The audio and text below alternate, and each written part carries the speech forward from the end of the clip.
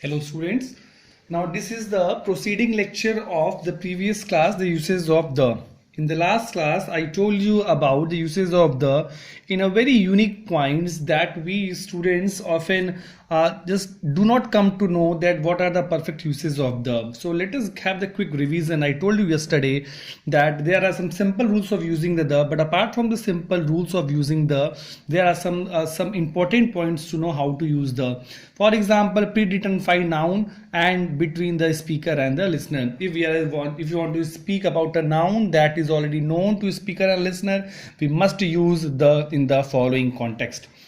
Second, to introduce the noun, use a or an. Whenever you want to tell a story, whenever you want to just fill in the blanks of any paragraph, whenever the noun is first introduced, then use a or an. And if the same noun is introduced afterwards, use the word the. Use the letters the.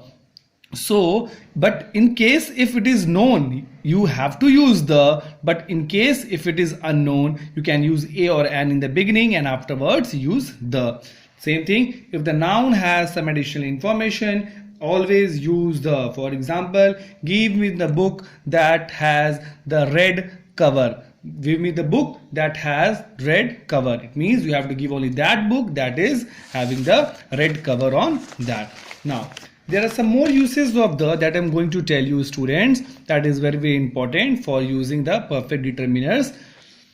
And those are, first, when a singular noun represents the whole class. The is used at the time when the singular noun, you already know that a or an is used for any noun, but if the noun represents the whole class, you want to say something about the whole class, then use the. We cannot say a dog is a faithful animal. If I write here a dog is a faithful animal, it will be incorrect because not one dog can be faithful, every dog will be faithful. So this is a common characteristic. We have to write the dog is a faithful animal.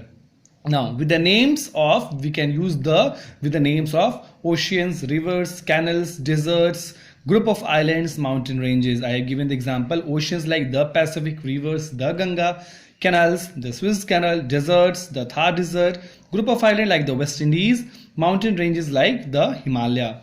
We can use the with the names of religion and holy book. The Hindu, the Muslim, the Christians.